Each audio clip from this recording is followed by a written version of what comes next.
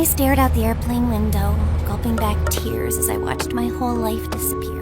And yeah, I'm gonna continue ignoring the woman tapping my shoulder nonstop. She's not a stranger, unfortunately. She's my mom. And I already knew she was just gonna say that I was being dramatic, that I should be grateful for her new job, and that moving from New York to London was some grand opportunity. Little did I know, our new house had a secret buried deep within its walls, one that would change everything. But I just left my house, my school, my friends, and the love of my life, John, behind. Okay, maybe love of my life was a bit much, but John was one of the most popular guys in school, and I'd bent over backwards to get his attention. Now, when we were finally together and going to the prom as the it couple, my mom had decided to uproot my life. We were staying in my mom's ancestral house, which was massive and creepy. The walls were lined with ancient paintings, tall ceilings, and a grand staircase that probably led to hell. This place could use a renovation, but it's not so bad. It looks like the kind of house where people hear whispers in the middle of the night and wake up possessed. But you know what? I'll just go live in the attic. If I have to suffer in this house, in this city, in this life, then let me suffer properly. Who even cares about me anyway? Suit yourself, Cinderella. Don't come crying to me when the rats start fighting for bed space. The attic was dusty and dark, and I felt proud of my dramatic choice. But then, in the middle of the night, I woke up to a skittering noise, and then something brushed against my arm. I sprang out of bed, landing straight onto a loose floorboard. It snapped under me, and I looked down to see a hidden compartment. Inside were stacks of old diaries, and on the first page was a name, Evelyn. I sat down and started reading, and just like that, everything changed again. Oh, for heaven's sake, if I must lay eyes on that insufferable buffoon Tristan one more time, I do believe my brain shall simply explode. My apologies. I'm not always in such a mood. There are days when I feel quite good about myself, when my skin glows, when my curls behave, and when my corset isn't trying to squeeze the life out of me. But lately, things haven't been so good. All because of Lord Tristan. My father wants me to marry him because he's rich and apparently lord of some overly important kingdom that will somehow benefit the crown. And while everyone thinks that I'm the luckiest girl in the world, I feel nauseous. Not because I hate Tristan. He's handsome, well-mannered, kind, etc., etc. But for some reason, he gives me the ick. Like sometimes when he's talking, I get this overwhelming urge to throw myself into the nearest lake. And it doesn't help that his best friend, the captain of Tristan's palace guard, Leopold, is a narcissistic pig, and always around him. Tristan, can we please move inside?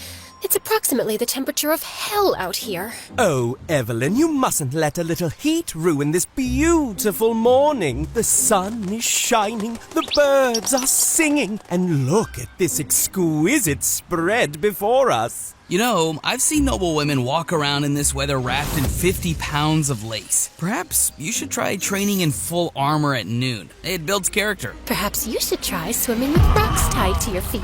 Oh, you two always have such wonderful banter. It warms my heart. Oh my God! What happened? What a gorgeous red apple! The finest I've ever seen! Oh, Evelyn, I am overjoyed to think that I shall get to enjoy such pleasures for the rest of my life. Ugh, I wanted to pull my hair out. It wasn't Tristan's fault, honestly. He genuinely liked me, and I wanted to like him too. That's why I arranged a grand ball to properly introduce him to the members of the court. But the more everyone told us how perfect we looked together, the more suffocated I felt. By dinner, I decided to escape and retire to my chambers. I just slipped out of my gown when my maid Rosie entered. You should not have left the ball like that, Princess. Your father is very angry. Well, so am I. But what does that matter to him? I am nothing more than a precious jewel to be set in the crown of his perfect alliance. What did Lord Tristan do now? That's the problem, Rosie. He doesn't do anything. I once said the moon was made of cheese, and he said, well, if the princess believes it, perhaps there is more to the moon than we know. That is quite sweet, actually. No, it's maddening. I want someone who challenges me when I say something ridiculous. I want to feel some kind of emotion. Anger, pain, love, happiness, anything. Because right now, all I feel is looming dread. Honestly, I wish there was something that could make me fall in love with Tristan. Maybe if the heavens themselves descended and blessed me with eternal devotion. Or if I could just gulp down a love potion. But since I can't, I just have to accept that this is my destiny, to marry that cringe-worthy man. I think I need to rest. Rosie nodded and left, but the next morning, I saw her standing by my bedside holding a tiny glass vial. What's that? A love potion. You said you'd do anything to fall in love with Tristan for the sake of your family, right? Yes, but I was just being dramatic. Well, I took you seriously and found a very strange gypsy in a shady part of town who sold me this. One sip, and the first person you lay eyes on will be the love of your life. Really? This was probably just flavored water or some other cheap trick. I wasn't really sure how I felt about taking it, so I put the vial in my bag and got dressed for the stables. Something about being around the horses always calmed me down. But then I met Tristan there, and I was back to square one. If there was even the slightest chance the love potion could make me feel differently about him, it was worth a try. I went back to my chambers and looked for it in my bag, but I couldn't find it. Rosie and I looked everywhere in my room, and I went back to the stables, but it wasn't there either. I was just leaving when I saw Leopold passed out on a log near the water trough. If you didn't make it your life's mission to annoy me every chance you get, you're not actually that bad looking. Just then, this fly landed on his nose, and I waved my hand to shoo it away, but it wouldn't budge. So I waved a little harder and accidentally slapped Leopold straight across the face. Good God! Oh, what are you doing? I was making sure you weren't dead. Obviously not. Oh, I just have a splitting headache. And wait, did you do something to your face? Define something. I don't know. Did you eat a light bulb or something? You look exceptionally radiant. What? Is this one of your stupid jokes that I just don't get? Maybe it's the hair then. Did you polish it? It's shining like the sun or the moon on a clear night. This is unsettling. What's wrong with you? What's wrong with me? Maybe the heat has fried your brain. You need a physician. No, I'm fine. It's just that you're, fine. I mean, I'm fine. We're fine. And then he simply got up and left. That was weird. But I had more pressing concerns, since the vial was still missing. I had looked everywhere I could, and by the end of the day, I accepted defeat and prayed to the Lord that no one drank it. I was so frustrated with myself for losing it, though, that the next morning, when Father suggested we take Tristan through the royal treasury, I could barely focus on what he was saying. This is truly remarkable. The craftsmanship, the history. It's no wonder your kingdom has stood strong for generations. And this must be the celestial crest. I've heard tales of it before, but seeing it in person, it's extraordinary. Tell me, is the legend true? Does it really hold the power to make its bearer invisible in war? I've heard so. Magnificent! Imagine having power so absolute, no army could ever stand against you. You sound remarkably impressed, Tristan. Perhaps you'd like to marry the crest instead. Oh, Evelyn, your humor truly makes my day. You know the only treasure I truly desire is you. I wanted to hurl, but instead, I continued walking. Suddenly, I tripped over the hem of my dress and went flying forward, but Leopold caught me just in time. Oh, watch where you're going, for heaven's sake. You'd get hurt. I'm fine. Relax. And since when did you start fussing over me? I'm not fussing, but you're marrying my best friend, and I'd rather he didn't have to take wedding photos with a wife missing teeth. Anyway, I think it's best you two continue. I have duties that need immediate attention. I didn't see Leopold the whole day, but then in the evening, I was in the wine cellar searching for my father's favorite bottle when he walked in. The moment he saw me, he turned to leave, but the door got stuck. What is wrong with this door? Nothing, except it opens from the outside. You shouldn't have closed it when you walked in. How was I supposed to know that? Hello? Can anyone hear me? I'm stuck here! Good God, Leopold, would you calm down? Rosie knows I'm here, and it's only a matter of time till she comes looking for me. Well, obviously we don't know how long that would be, and I can't spend another second here with you. Excuse me? I didn't know my company was that terrible. I don't mean to be rude, it's just that I can't be around your smell. That is rude. You're basically saying I have a bad smell? No, it's like lavender or roses. I'm not sure. I just mean that your scent is just intoxicating. It is lavender, and it's not toxic. Intoxicating and toxic are not the same thing. Have you ever tried this thing called reading? Wow, you really know how to talk to a lady. No wonder you have so many suitors lined up for you. I'm sorry. I don't know what I'm saying. I feel sick. My heart's racing, my stomach's in knots. You know, I felt the same way whenever I sat next to Princess Amara at banquets. I really hated her. I think that feeling is called loathing. Sounds more like infatuation. Just then, Rosie opened the door, and Leopold pushed past her and ran off. Leopold's behavior just got stranger over the next couple of days. If I entered the room, he'd make some stupid excuse and run away. If we crossed paths, he'd scrunch his face like I'd rolled in garbage. And if I tried talking to him, his lips would snap shut tighter than a clam. So one evening, when I spotted him in the training grounds, I decided to confront him. We need to talk. Silence. Leopold, I'm talking to you. Nothing. I said I'm talking to you. Look at me. Oh, Princess. Sorry, didn't see you there. Stop lying. I'm not. I'm just minding my own business. No, you're not. For months, you've been everywhere, hovering like a fly, making sarcastic comments, always finding a way to irritate me. And now suddenly, you can't even look at me? Why? I don't know what you're talking about. He started to leave, but I blocked his way. Could you move aside, please? Not until you tell me what's wrong. I can't. Why not?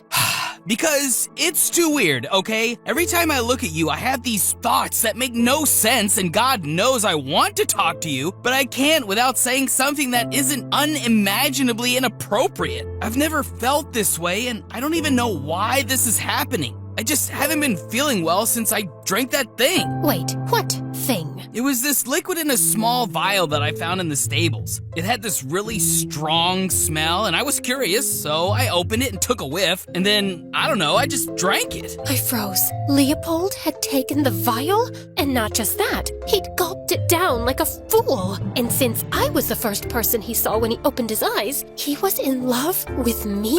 Oh my God, how stupid are you to drink a random liquid without a second thought? You idiot! It was a love potion for me so I could fall in love with Tristan and save my stupid engagement! Hold on, you don't love Tristan? I'm shocked. No, you're not. You probably saw this coming from a mile away. Oh, God, this is all my fault. I should have been more careful with that vial. If you hadn't found it, you wouldn't have drunk it. And now, since I'm the first person you saw when you woke up, you think you're in love with me, and Suddenly, Leopold stepped forward and grabbed my face between his hands. Evelyn, slow down. You need to tell me where you found this potion. Rosie bought it off some wandering gypsy.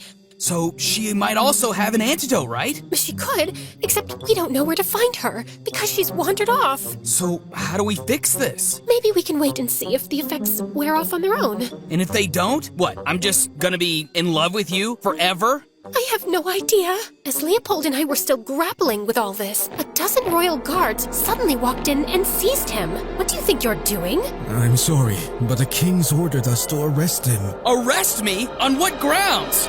Leopold kept arguing, and I demanded to know more, but the guards just took him to the king, and I followed them shortly after. This morning, our celestial crest was taken from our chambers, and we have all reasons to believe that the thief is Lord Tristan. What? That's absurd. Tristan would never do such a thing. Yes, Father, there must be some mistake. We have a wounded guard who claims that Tristan demanded entry to the treasury. When the guard refused, he struck him unconscious and took the crest. We even found this royal crest bearing Tristan's insignia near the vault. There can be 1,000 pieces of evidence, and I still wouldn't believe that Tristan is a thief. That man is as honest as the gods above, and I will prove it. I will find him, recover the crest, and bring it back at any cost. And if you fail? Then you can have my head for it. No, let's find another deal. Fine, you have a week. The court fell silent as Leopold turned around and left. I really had no clue where the crest was, but I knew that Tristan wasn't the one who stole it. Leopold was a fierce warrior, but he was emotional and impulsive, and one wrong step could cost us the crest and Leopold's head, so I decided to go with him. Absolutely not. I don't have time to babysit you while I track down Tristan. Then don't. I can handle myself. I'm trained in sword fights, I know how to navigate dangerous situations, and I am also very good at dealing with people. Oh my god, is that a spider? Ew, ew, ew, kill it! And Leopold calmly flicked the spider off. You were saying?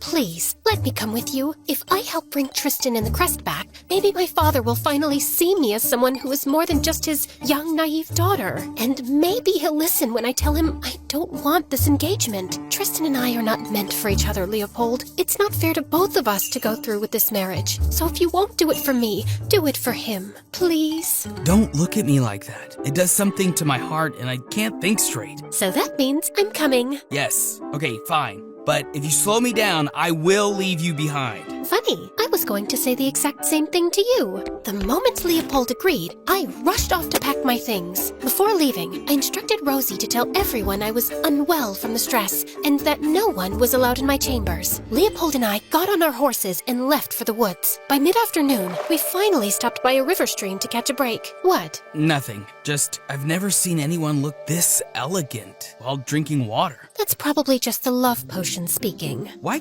can't you just take a compliment and say thank you? Well, in my defense, you've never really complimented me before. That's not true. I complimented you when you wore that green dress to the ball. You said I reminded you of freshly cut spinach. And everyone knows spinach is good for health. So it was a compliment. No, it wasn't. A compliment is when you tell a lady how her hair reminds you of silk, or how her eyes shine like the stars. And how when she smiles, she makes my world spin. I mean, the world in general, not necessarily mine. You get the point. I get that you're blushing. Bandits! Leopold grabbed my arm and pulled me toward the horses, but it was too late. We were already surrounded. He reached for his sword, but I stopped him. We don't fight them. We're outnumbered. You think I don't see that? Just trust me and follow my lead. Oh, saints be good. You fine gentlemen found us just in time. Fine, gentlemen. We're bandits. Hand over whatever you've got or we'll take it by force. Aye, we's just two poor, desperate lovers running from a cruel fate. Worked for a slave master, we did. Scrubbing his floors, polishing his boots, breaking our backs for nothing. So we ran, took his horses, a bit of gold and all. I elbowed Leopold. Thankfully, he caught the hint. 'Tis true! I just love me Moonflick so much. She made a thief out of me, you know how it is? A man'll do anything when he's in love, especially when she looks like a princess that fell straight from heaven. I mean, lass. Like a clumsy lass fell from heaven. But y'all don't look like no slaves to me. Fine outfits, curls in your hair. That's what ladies wear. I stole the clothes from the missus too. And what, just 'cause I'm poor? You think I don't deserve to look pretty? Ah, cruel world. I'm poor and you mock me. It feels like someone put a dagger through me heart. Oh, my darling, don't say that. If anything happens to you, I'll throw myself in the river.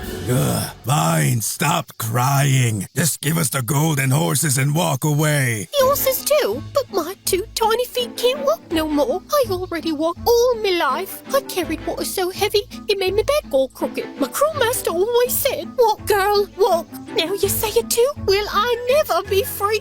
Will my feet ever know rest? For heaven's sake, take the stupid horses too. Just get out of my sight, you pathetic fools. I hurriedly tossed the coin pouch at his feet, and Leopold and I scrambled onto our horses before the bandits changed their minds. It was getting dark, and we needed a place to camp.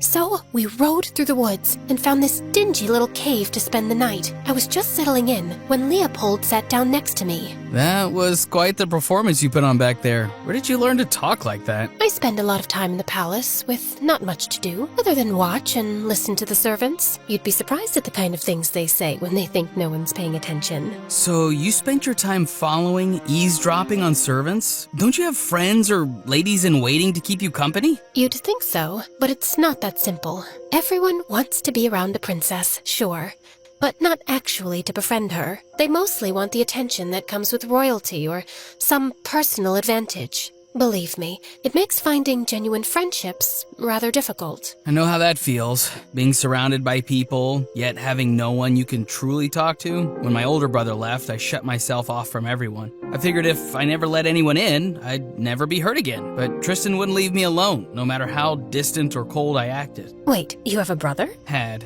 He's no longer with us. Oh, God, I'm so sorry, Leopold. Yeah, it was tough on the family, but eventually we moved on, and it's all good now. I'm so sorry. I had no idea. God, are you crying? He's not dead, he's just not with us anymore. Like, he did something terrible and got kicked out of town. You're a mean little pig, Leopold. And I got up to leave, but Leopold stopped me. Don't go, please. I'm sorry. I couldn't help giving in, and we spent the rest of the night talking about life, family, and all the things I never imagined Leopold would open up about. For the first time, I realized there was so much more to Leopold than that hard, sarcastic exterior he wore. I couldn't stop thinking about him all night, so much that the next morning, I was still half asleep and dreaming of Leopold's lopsided smile when he woke me up. Evelyn, wake up. Ugh, what in the world is so important that you have to sound like a broken trumpet in my ear? It's Tristan's. I went off to gather fruit and saw this at the riverbank. He had to come through here. Maybe he's still close. Or maybe he's been eaten by wild animals, and that was the only thing they couldn't chew. There must be thousands of wild animals in here. There's no way Tristan would have survived alone. Must you always assume the worst? Also, you look oddly adorable with a bedhead. Not that I'm noticing. Can you just trust me on this one, please? Until we find definitive proof of Tristan's fate, let's not bury him just yet. If you say so. But I got ready, and together we marched into the jungle. But minutes into the ride, I could tell this was a bad idea. This is ridiculous. We should head back and find another way. Let me take a crack at that map of yours. This is the only way. How do you know that? Because I've spent my life fighting battles, crossing enemy territory, and exploring uncharted lands. I know how to read routes better because... Because you're a man, right? Say it. Shh. Don't you shush me. And then I heard it too. A low, guttural growl. Before we could even process what was happening, a bear walked out from behind a bush. Stay still. If you don't move, it won't see us as a threat. Is that some genius survival trick? Stay still and die? Because that might just work. Could you just please keep... Before he could finish, the bear let out a deafening roar, and my horse panicked and bolted through the jungle.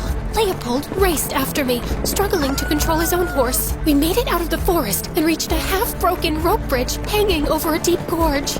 Get down. We have to cross that on foot. And abandon our horses? No way. We don't have a choice. But that bridge is barely hanging on for dear life. And so will we if we don't move fast. As we heard the bears roar behind us again, we jumped off our horses and let them run off for their safety, then ran onto the bridge. But just as I reached the center, my boot got stuck between two planks. I was sure I was going to die right there when Leopold pulled out a knife, sliced my boot open, and yanked me free. Then he picked me up and sprinted. Just as we reached the other side, the bear lurched onto the bridge. Leopold immediately cut the rope. The bridge snapped, and the bear fell into the gorge below.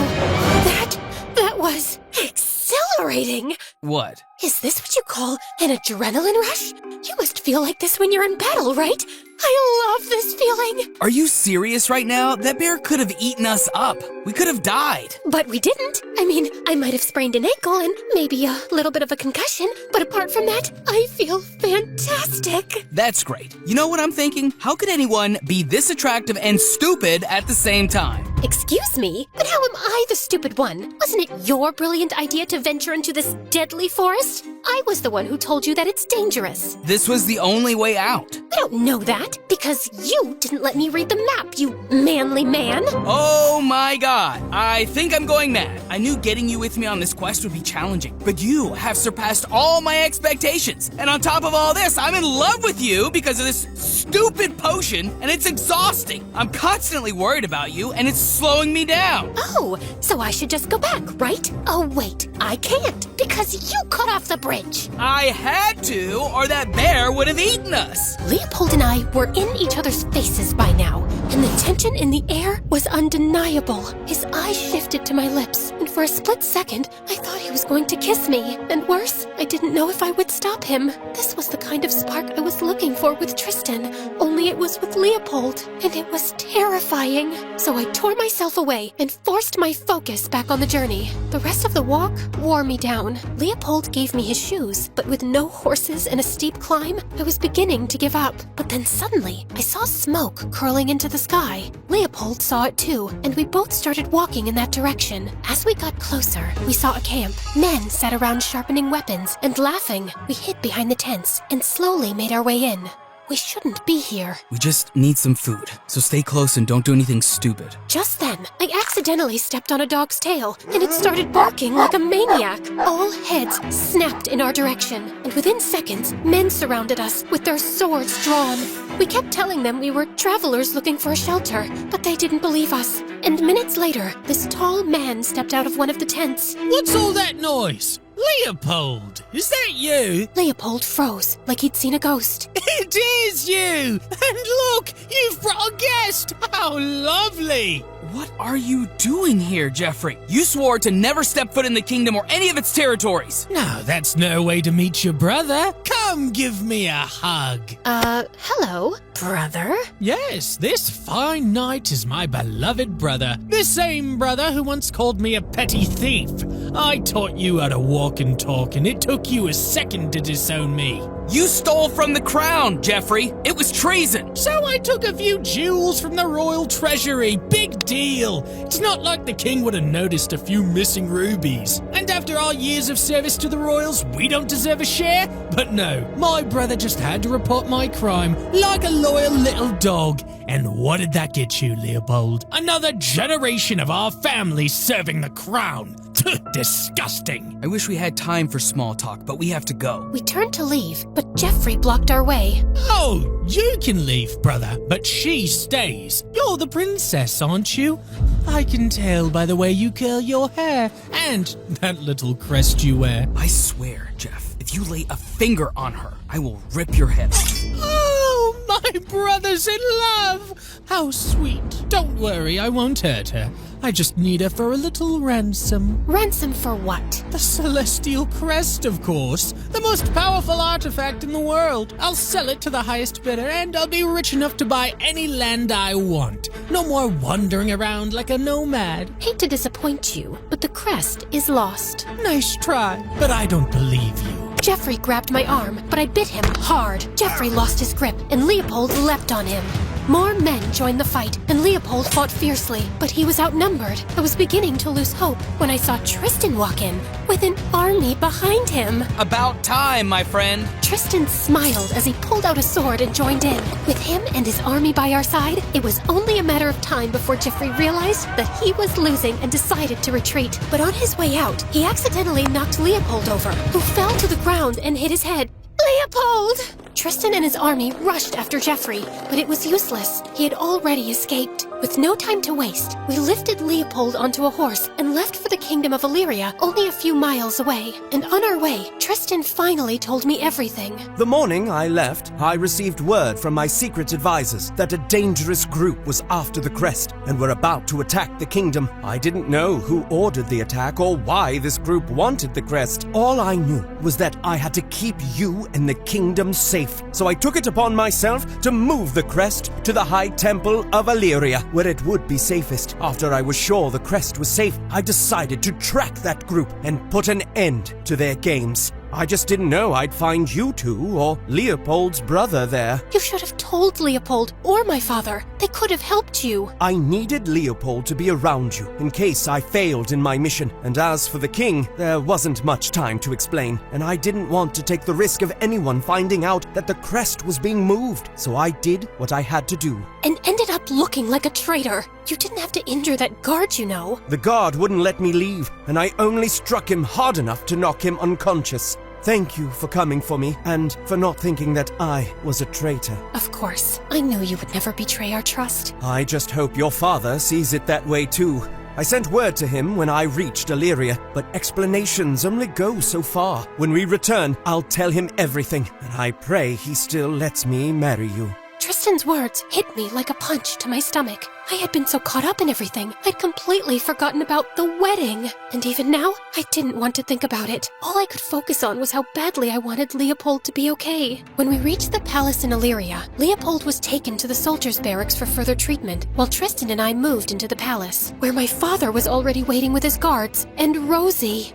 I thought he was going to yell at me, but instead, he pulled me into a hug. Oh, thank God! You gave me quite the scare, Evelyn. I'm sorry, Father. I'm completely fine, but I wasn't fine. I wanted to run to Leopold and stay by his side until he woke up, but instead, I forced myself to walk back to my chambers while my father and Tristan spoke, and I saw Rosie waiting for me there. Princess! Thank goodness you're back safe and sound. I know it's late, but I couldn't wait to give you the news. Rosie told me that while I was gone, she'd found the gypsy who'd sold her that love potion. And fortunately, he had an antidote. Oh, that's great. Where is it? Right here. I was about to deliver it to Captain Leopold's room. No, I'll deliver it personally. Are you sure? You've been through so much. I'm fine. Leopold's in this situation because of me. If only I'd been honest about my feelings for Tristan from the start, and strong enough to stand up to my father, I never would have needed that love potion. Tristan wouldn't have risked his life for the crest, and Leopold wouldn't have nearly lost his life trying to save me. Delivering the antidote is the least I can do to make things right. And with that, I left for Leopold's chambers. I knocked and entered the room, and found him resting on the bed. Princess? What are you doing here so late? I came to check on you, and to give you the antidote. Rosie found it. It's supposed to, counteract whatever strange effects the first potion had on you. Well, that's certainly good news. Maybe now I can stop feeling like I've got butterflies the size of hawks in my stomach every time I look at you. Right. That must have been awful. So, you're going to take it? Right now? I was planning on it, unless you'd rather I wait. No, I mean, yes. If you want to, it's your choice. I just wanted to see if you were okay first. I'm fine. Now let's give this another shot. And he gulped down the antidote in one go. That was fast. What? Did you expect me to savor every drop? This stuff tastes horrible. And are you okay? Do you feel anything? Nothing. I'm fine, just exhausted. Now, please, it's late. I need to sleep, and you should get some rest. And he just turned his back on me and slept, but I couldn't get any sleep. I just lay on my bed, tormented by the fact that, although I'd wanted Leopold to take the antidote, I hated the thought of him returning to his old, distant self. I was falling for him, and losing this new side of him would break my heart. For the first time, I realized how Tristan must have felt when I rejected his romantic advances. It wasn't fair. I'd made a colossal mess by dabbling in a love potion I didn't truly understand, hurting them both in different ways. Now I had to make it right, and I wanted to start with confessing my feelings to Leopold. Leopold, I know you don't feel anything for me, and you probably don't want me here, but there's something, and before I could finish, there was a knock on the door, and Leopold sprang from his bed. That must be a servant. Hurry, hide under the bed. What? Why? Because you're in my room and someone could assume there's something going on between us. That's absurd. Just do what I'm saying. I crawled under the bed as Leopold answered the door. It was his friend Garrick from the King's Guard. Oi, Leopold. How you doing, mate? Hey, as good as new. You sure? The royal wedding's less than a week away. Yeah, so? So, I just want to make sure you're not weeping like a wet poodle over the princess anymore. That was just a phase. Let's go for a walk. I could use some air. A phase? You've been in love with the princess ever since you first laid eyes on her a year ago. Wait, what? Shut up, Garrick. Christ, you can really blow things out of proportion. That's rich coming from you. You threatened the stable boy and his entire family once because he didn't fix her harness properly and she could have fallen. You can't even walk past a lavender without getting emotional because her hair smells like lavender. I swear, mate, you'd marry a handkerchief if it smelled like lavender and had her initials on it. Just get out, Garrick! Leopold shoved him out of the room and slammed the door shut. As the room fell silent, I crawled out, my heart pounding. You've been in love with me since you met me? Of course not. Okay, fine. I had a small crush on you, like, minuscule. No big deal. Are you sure that's all it is? A small crush? Are you disappointed? Would it feel good for your ego if I said I'm madly in love with you? No, that's not what I'm saying. I'm just confused because if you were always in love with me, why did you react to the potion the way you did? I'd kept my feelings under control, locked away, but the potion just cracked everything open. It magnified what was already there. Anyway, it doesn't matter now. The antidote is in my system, so you can forget everything Garrick said. I can't, because lately I have...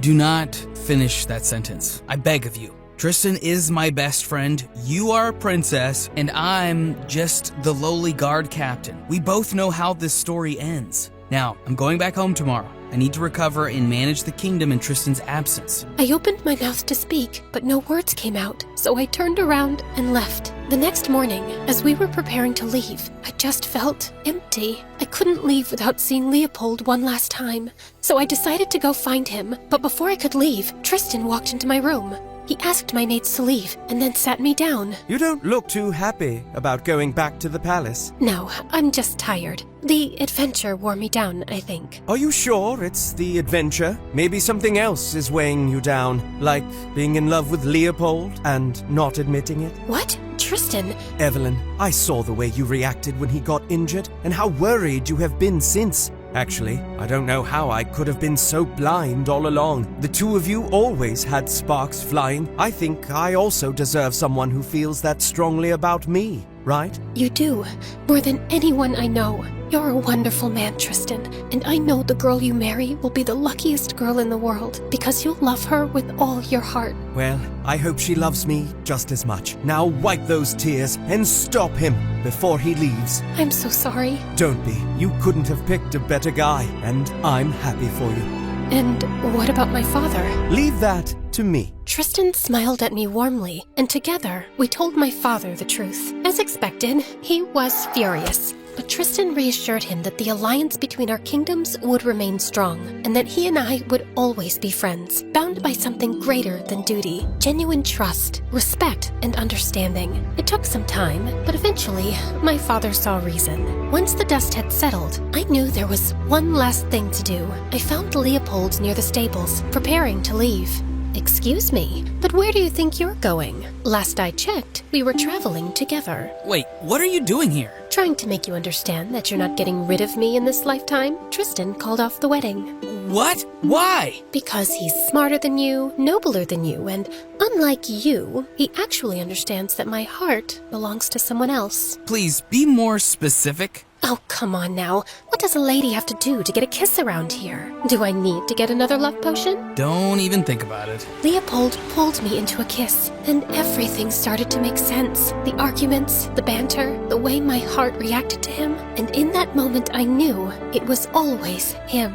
As I closed the diary, I couldn't help feeling warm and fuzzy thinking about Leopold and Evelyn. They risked everything for love, and here I was thinking prom and popularity were the most important things in the world. I wanted the kind of love they had, and maybe London wasn't the end of my story, but the beginning of a happy new adventure. Just then, Mom called for me. I ran downstairs and found her in the kitchen with breakfast ready. Are you still sulking? Because I made your favorite pancakes and got you this cool new bottle for your first day of school. What's so cool about it? It has a built-in harmonica, you know, in case you want to convert your dramatic sighs into actual music. Thanks, Mom. I like that. Also, I'm sorry I've been sulking so much. I was so stuck on my idea of the perfect life I had that I didn't stop to think that maybe change isn't the worst thing. Wow, did an actual teenager just admit she was wrong? Should I write this down? Don't push it. I'm sorry too, sweetheart. I should have been easier on you with the move. Maybe you'll find your John here. I hope so, although I pray he's better than him. To be honest, that guy always gave me the ick. The what now? The ick. And trust me, it's not something I made up just now. Turns out this phrase has been around for quite a while.